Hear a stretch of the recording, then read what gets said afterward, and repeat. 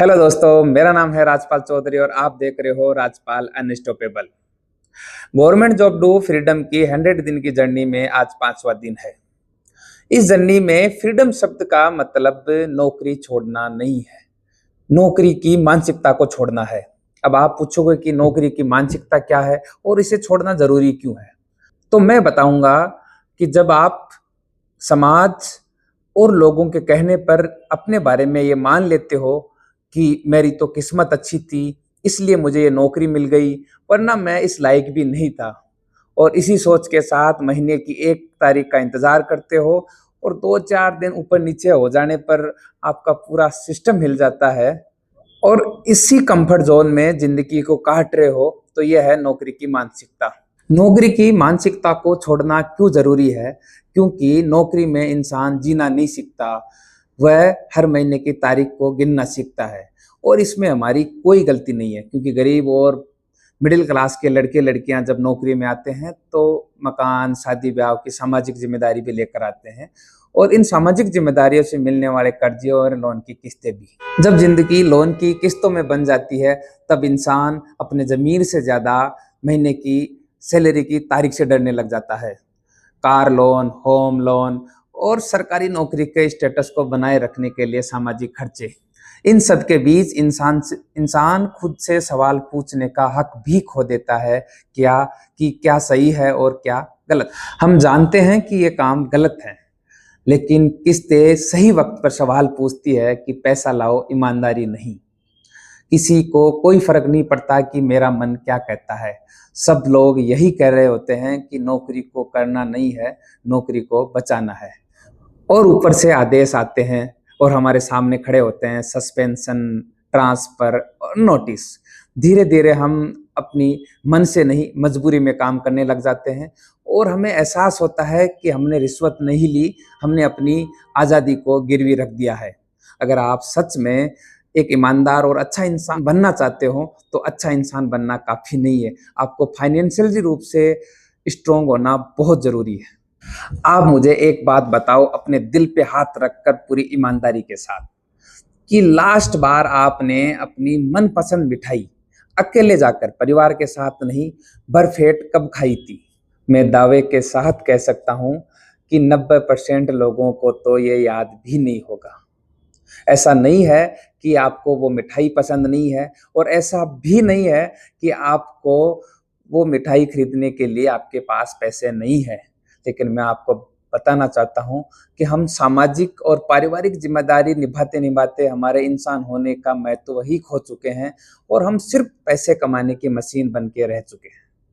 मुझे आप ये बात बताओ कि कई बार आपने सोचा होगा कि हमारे किसी परिचित या रिश्तेदार की शादी में मैं ये सूट बनाऊंगा या ये ड्रेस लाऊंगा, लेकिन जब बीवी बच्चों के, बहन भाई के, माता पिता के कपड़े आते आते हमारा फाइनेंशियल सिस्टम इतना गड़बड़ा जाता है कि हम अपनी इच्छा को मारकर वही पुराने सूट या ड्रेस में उस फंक्शन को अटेंड कर लेते हैं, और किसी को कोई फर्क भी नहीं पड़ता क्योंकि सभी लोगों के नई ड्रेस आ चुकी होती है। मकान बनाते हैं परिवार के लिए या सोशल स्टेटस के लिए, कार लाते हैं परिवार के लिए। अब आप कहोगे कि उस मकान में हम भी तो रहते हैं, कार हम भी तो चलाते हैं, तो शायद मैं कहना चाहूंगा उन लोगों के लिए जो घर से दूर पोस्टेड हैं, वो लोग साल में शायद 1 से 2 महीने घर छुट्टी जाते हैं और पूरी साल में 500 किलोमीटर भी गाड़ी को पूरी नहीं चलाते, फिर भी वो गाड़ी ले आते हैं अपने परिवार के लिए और उसकी किस्तें भरते रहते हैं, तथा वहाँ 500 किलोमीटर दूर बैठे टेंशन लेते हैं कि गाड़ी किसी ने मांग ली थी, किसको देनी है कि नहीं देनी है, उसने डीजल भरवाया या पेट्रोल भरवाया कि नहीं भरवाया, उसने कुछ नुकसान तो नहीं कर दिया। और जब अकेला खुद यात्रा करता है तो या तो वो बाइक पे जाएगा या बस पे जाएगा, वो गाड़ी तभी निकालता है जब उसका हाथ परिवार होता है। दूसरे वे लोग जिनकी पोस्टिंग घर के आसपास ही है, उनके पास कार है, लेकिन वो अकेले कहीं जाते हैं तो बाइक या बस में परेशान होते हुए जाते हैं, गाड़ी तभी निकालते हैं जब उनके साथ फैमिली हो। आपने देखा होगा कि जब व्यक्ति अकेला ट्रेवल करता है ट्रेन में तो वो जनरल डिब्बे में सफर करता है, फैमिली साथ होती है तो रिजर्वेशन के साथ जाता है। अकेले आदमी को कभी भूख लगती है तो वो चाय बिस्किट या नमकीन खा के पेट भर लेता है, लेकिन फैमिली साथ होती है तो रेस्टोरेंट में जाता है। जब वो अकेला कहीं रुकने का होता है तो सस्ते होटल या धर्मशाला में रुकता है, लेकिन जब फैमिली साथ होती है तो वो अच्छे होटल में रुकने की कोशिश करता है। और ये करते हुए उसे एहसास ही नहीं होता कि मैं समाज और परिवार की ज़िम्मेदारी पूरी करते-करते इंसान से सिर्फ़ एक पैसे कमाने की मशीन बनकर रह चुका हूँ। अगर यहाँ तक के वीडियो में मेरे द्वारा कही गई बातों में आपको सच्चाई लगती है, तो ही आप वीडियो आगे देखना, क्योंकि आगे के वीडियो में मैं ऐसी कड़वी एवं सच्ची बातें कहूँगा, जो शायद आप में से कितने ही लोगों को पसंद नहीं आए। मेरा मानना है कि इस दुनिया में सभी रिश्ते स्वार्थ के होते हैं, चाहे वो माता-पिता के हो, चाहे पति-पत्नी के हो, चाहे भाई-बहनों के हो, चाहे बेटे-बेटियों के हो।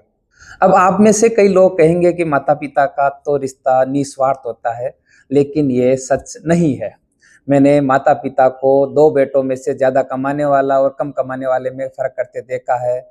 मम्मी के द्वारा 2 बहुओं में उनके पीहर पक्ष के स्टेटस के आधार पे फ़र्क करते देखा है। बहनों और बुआजियों को 2 भाइयों में अमीरी और गरीबी के आधार पे फ़र्क करते हुए देखा है। पत्नी के द्वारा गरीब पति को छोड़कर पैसे वाले लड़के के साथ जाते हुए देखा है और बेटे-बेटियों के द्वारा गरीब बूढ़े माँ-बाप का तिरस्कार करते देखा है।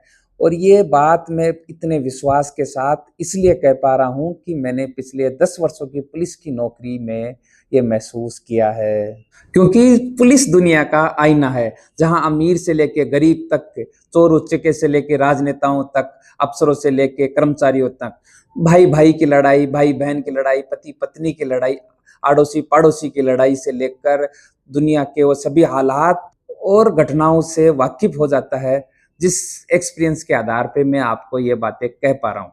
अगर आपको यहाँ तक के वीडियो में मेरे द्वारा कही गई बातों में सच्चाई लगती है और आप इससे रिलेट कर पा रहे हो, तो इस वीडियो को लाइक करो, चैनल को सब्सक्राइब करो, क्योंकि कल मैं आपको मेरे साथ घटी ऐसी घटना के बारे में बताना चाहूँगा, जिसने मुझे अंदर तक झकझोर दिया और मुझे समाज और परिवार को देखने के नज़रिए में चेंज करने पे मजबूर कर दिया।